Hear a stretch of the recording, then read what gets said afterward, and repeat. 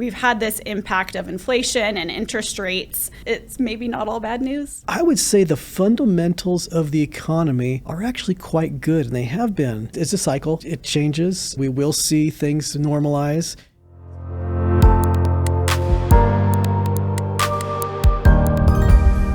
Sterling, I was looking at a few headlines recently regarding the U.S. economy. I'm going to read a few of them to you, Okay. and I want your thoughts. So, U.S. economy continues to grow at a solid pace. The economy's growing at a slower pace than expected.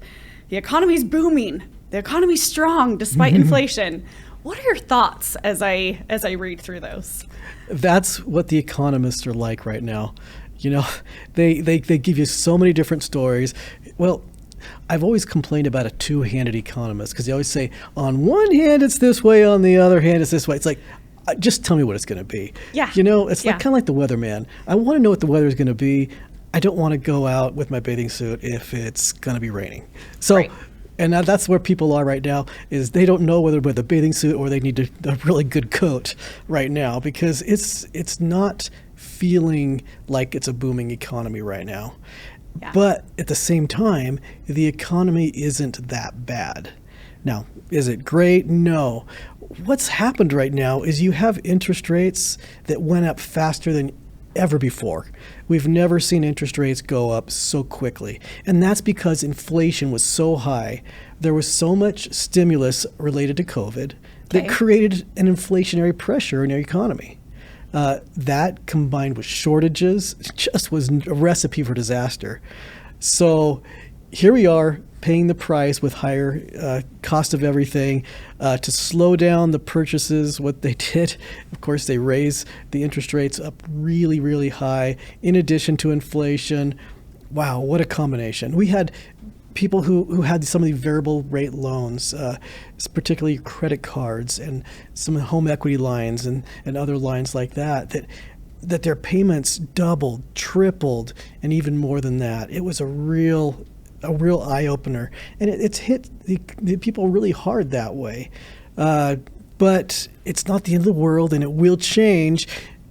It's just part of the economic cycle we're in right now. Yeah. So correct me if I'm wrong, inflation, right, is probably what a lot of us are feeling, right? When we talk about the economy and we read headlines that say it's booming, it's just like, oh, well, my economy is not booming. I don't know about the U.S. overall, right? But so that's the biggest factor, you think, and cause behind what people are feeling? Yes. Well, it's a combination. The Federal Reserve likes to see inflation somewhere in the 2% range. Okay. Well, we know it was much higher than that.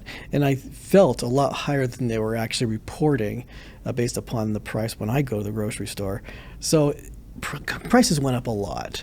And then in order to slow it down, what the Federal Reserve does, their tool they use is interest rates. Yeah. And we've been really used to abnormally low rates. I mean, they were really low. But now they really crank it up higher than it's normally is. And then all of a sudden you have this problem where you have not only the higher cost, but now higher cost of financing everything, including homes, cars. It all costs more now. But particularly the big hit was those variable rates that just adjusted immediately and really hit people hard. Yeah. So we went from, right, if I had a HELOC, having an interest rate that was very low to the next month it drastically changing. Absolutely. Okay. Yeah. Which doesn't feel good. No, not at all. Doesn't feel good. So obviously we've had this impact of inflation and interest rates.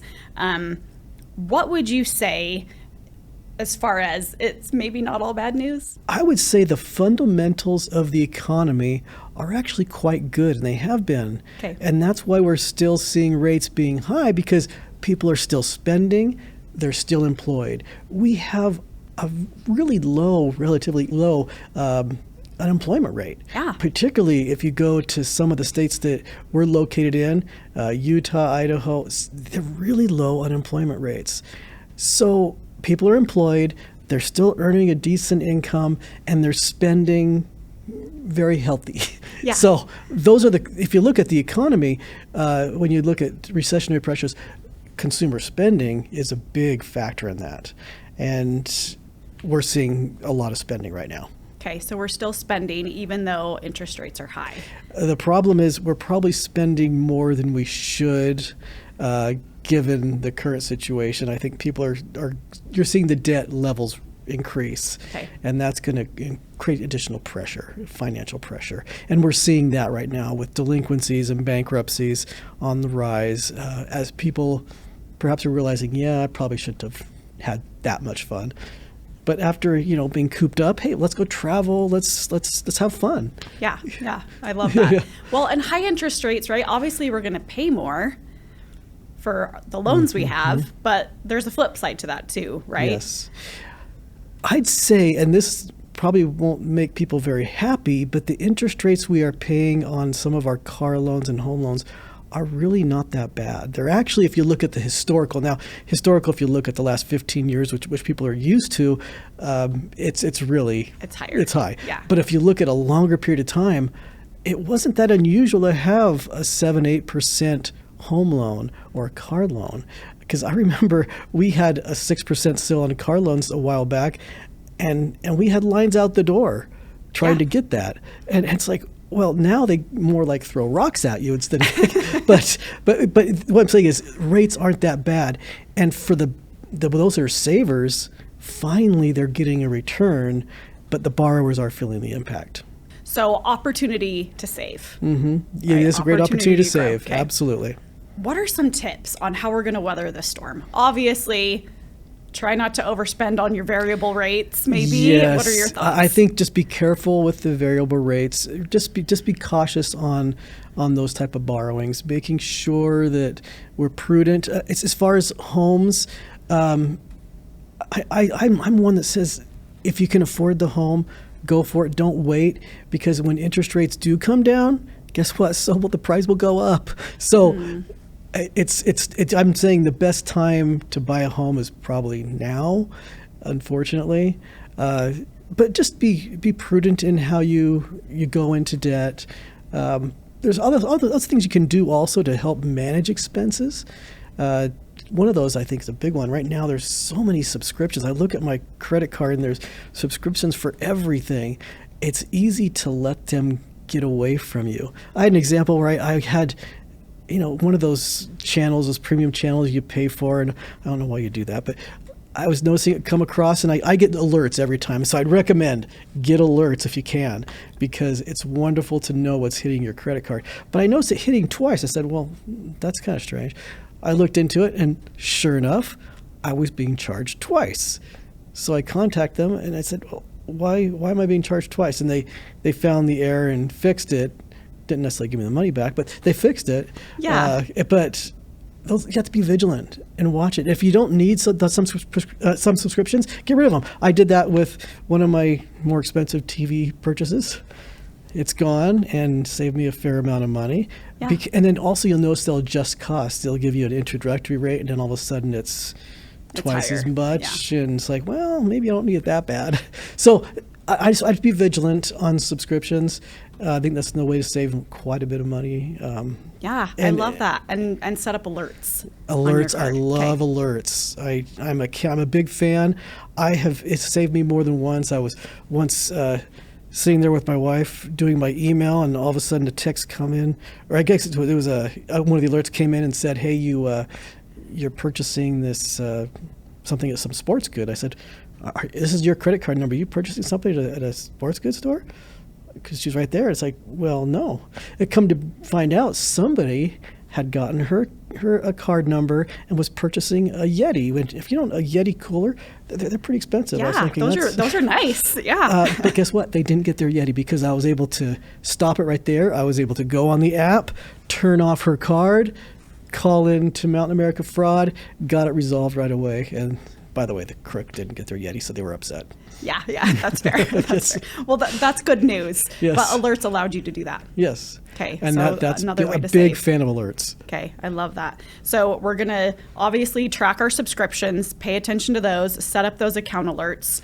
When it comes to loans, anything that you recommend? Because obviously interest rates are higher. Interest rates are a bit higher right now. Now, I do feel that they're going to go down. There are a lot of estimates where they were to come down later on this year. may not be until way late this year or early next year we're going to see some relaxing on the rates. And it will impact primarily, it could impact all rates across the board, but you'll make it a little easier to buy a home and a car. But is it going to be what we saw before? No. It's still going to be higher than we saw over the last, 10, 15 years, but it's going to take some pressure off. Okay. Well, we'll take the pressure off, right? Yes. And then anything that you would recommend as far as like consolidation? Is it, should we be doing that? Or what are your thoughts on that?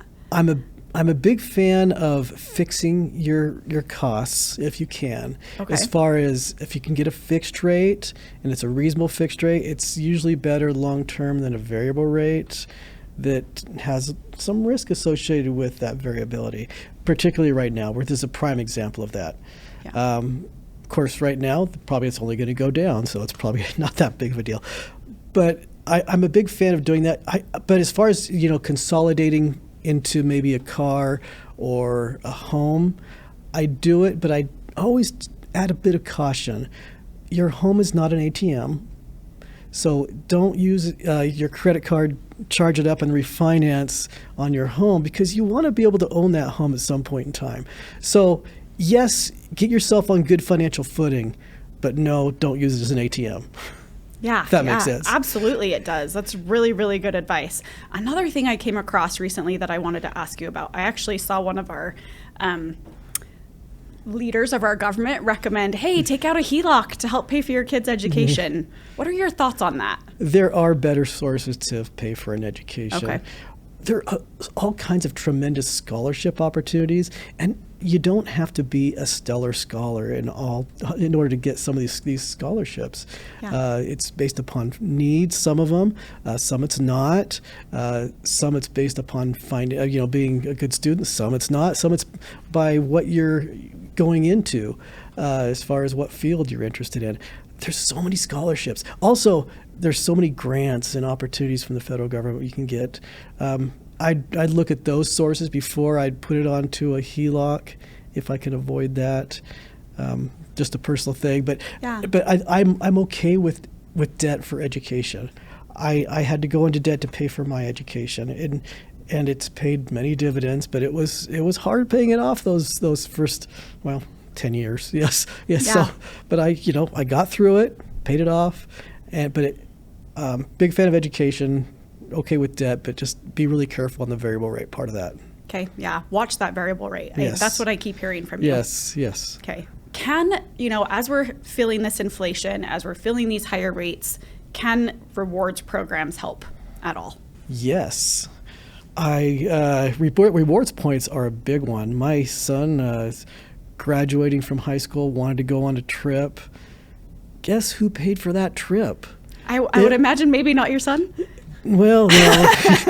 But nice thing is I paid for it, but it got all reimbursed through my rewards. Awesome. Maybe I spend too much money on my credit card, but I had enough rewards to actually cover Disneyland, which is an amazing thing, because you know how expensive Disneyland was. So it actually covered it, including the airfare. So kudos to the rewards. Yes, I'm a big fan of rewards. If I can charge it and use my Mountain America card, it happens all the time. Happens. Awesome. Anything to watch out for, though, with rewards programs? Well, I always view my credit card as an extension of my checking account. If I can't afford to pay it off at the end of the month, I try to avoid putting it on my credit card. And so I actually set my credit card to automatically pay off at the end of each month, so I'm not paying the interest on that. And that's easy to set up with Mountain America. I'll pay off before it's due, and I'm done. And then you're not paying interest as well as earning rewards, right? Yes, you don't want to pay for rewards because it's... Yeah, that's fair. That's fair. Awesome. So we're in this inflation environment. Mm-hmm. Is it lasting longer than we expected? Is it a little bit stickier? Is it here to stay for a little bit longer? What are your thoughts? Why did inflation happen anyways? Well, I mentioned a little bit about the level of stimulus that took place in the economy. Whenever there's a lot of stimulus, they actually put a lot of cash. And once again, you're getting into economic policy. It gets really complicated. But there's a lot of cash being pumped into the economy and a lot of stimulus being given with COVID, trying to make sure that there wasn't a huge recession. So some of that was necessary, but they didn't know when to stop, and I think they went a little bit longer than it should have. But anytime there's that much cash brought into the economy, it creates an inflationary pressure. Okay. And that's what we're seeing. And then you couple that with shortages, more inflationary pressure. It's a hard time. But as far as the supply, we're there. And I think we're seeing things normalize, but the inflation that we already saw go up. It's here to stay, by the way. Okay. It's not going down. Actually, that's kind of worse if it goes down. You don't want that deflation. That's bad. But it is going to be, as far as interest rates, they will stabilize a little bit. I do not see low interest rates coming in. Okay. Not barring an extreme, unusual circumstance, which I don't want to see because usually there's something bad that happens to bring it that low. Right. Like the Great Recession that got our first set of interest rates really low. Yeah, yeah. So you mentioned the Great Recession, right? I mean, you've been the president and CEO of Mountain America for a minute now. Yes. Is this just another cycle we're in? What are your thoughts? The economy goes through cycles. I've seen many different cycles. Now, the cycles when you're dealing with the Great Recession and then COVID, those were unusual, but it's still a business cycle. One was very prolonged. One was very interesting and different with all the stimulus. At the end of the day, it's a cycle. It changes. We will see things normalize.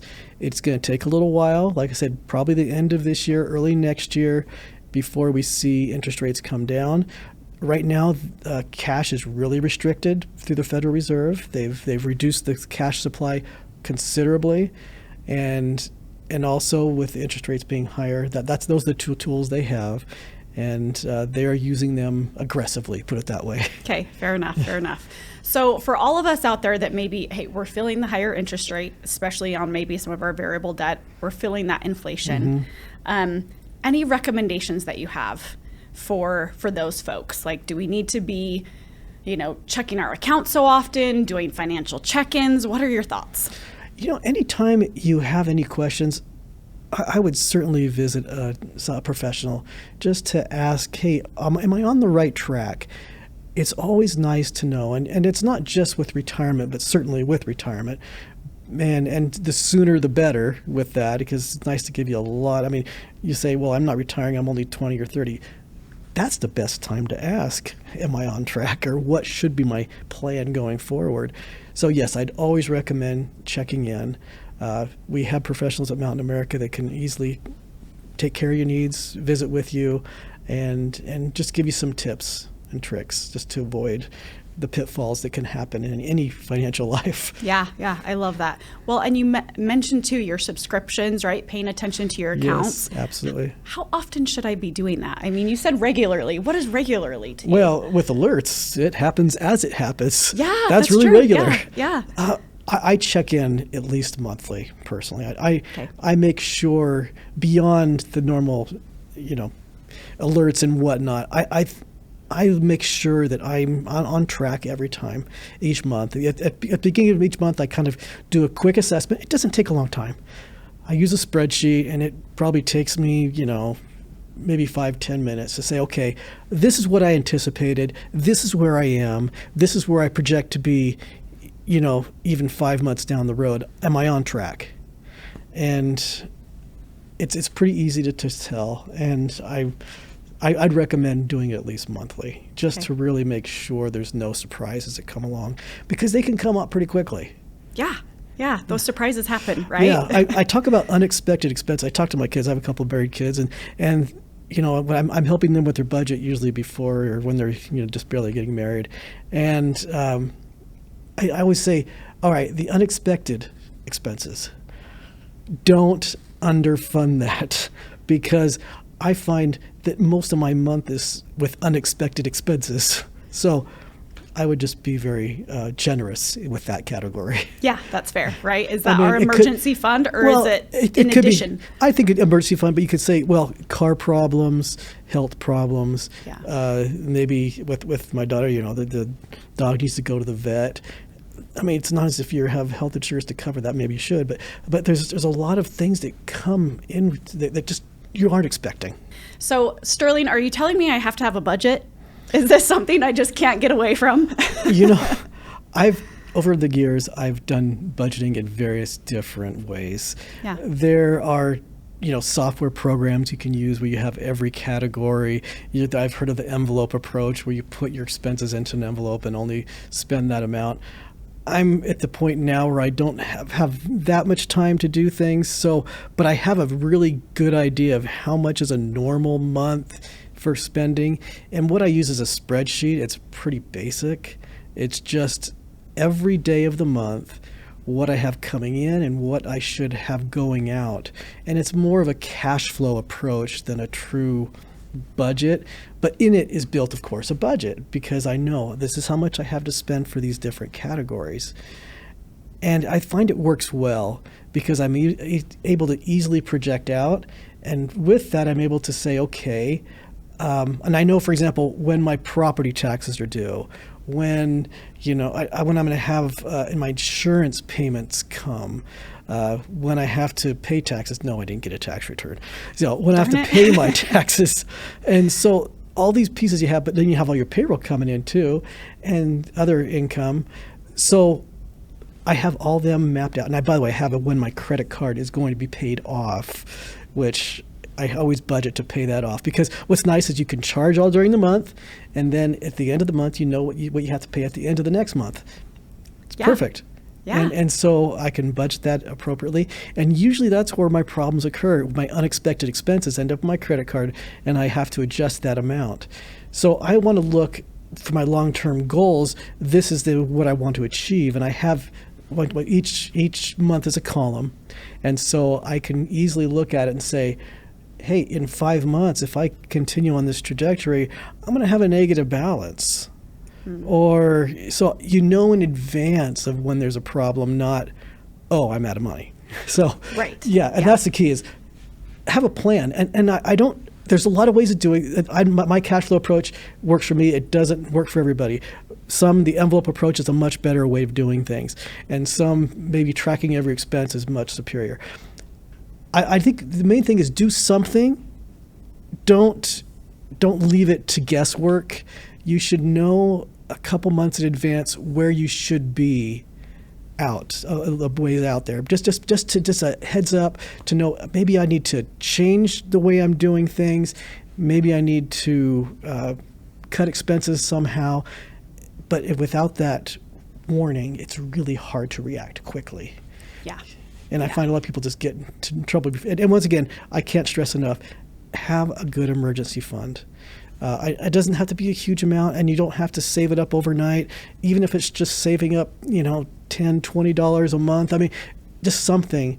Just save it up so when something comes along, you're not caught without a resource there, because things happen all the time. I mean, my son was just complaining because his brakes went out. I mean, and he wasn't planning on that because he had some other large expenses with kids. It's hard, and that's part of life. Yeah. Yeah. Luckily, he had the emergency fund, so he didn't ask me for anything, but it all worked out well. So. Well, good. You trained him well, right? You had that cash flow ready to go. That's I love right. that. Yeah, I have my other son who's on the other extreme, and he says, I can't buy this car unless I have a huge amount of money set aside. Well, I think you're just fine. I think yes, I applaud your need to be proactive, but you still need to live too. Yeah, yeah. And so I love what you've said, because we all need to have a budget. You're going to find the one that works best for you, right? Yes. And maybe just anticipating some of those expenses rather than being reactionary. Absolutely. Okay. So maybe to wrap this up, what is your message for anyone out there saying, oh, the economy, if they say it's good, maybe it doesn't feel good, anything that you would say overall? Overall, the economy, the fundamentals are strong. Okay. You don't have to worry about that right now. We're looking at, I think unemployment is my major thing. So looking at unemployment, it looks really good. If people can work and they can earn money, that's a good thing. Now, we need to look at stabilizing the inflation and making sure that we're not overspending and getting into too much debt. Okay. And we just don't want to create a lot of financial stress for ourselves. I know it's hard. It's easier said than done because there's a lot of things we want to do and there are those unexpected expenses. But as much as we can do to just gain control of our finances. And that's where visiting with a Mountain America branch, one of our people they can help you out and just give you some tips to maybe put you in a little more solid footing. That's what I'd recommend. So set up alerts, budget, save for a just rainy day. Budget we'll all somehow. be good. You got to know what's going on. Okay, I love that. Well, I'm glad to know that our economy is doing well. Inflation's here to stay, right? For a while, there's still hope. There is still hope. Awesome. It is going to be. We're going to be just fine. Everyone's going to be just fine. It's just a rocky road for a little bit here. Okay. Love it. Well, we appreciate you helping us along our navigation of that rocky road, right? As we go through that financial journey. So thank you for joining us, Sterling. We really appreciate your time today. Well, great. Thanks for having me. Yes. And thanks to all of you as well. And we will see you on the next episode of Guiding You Forward.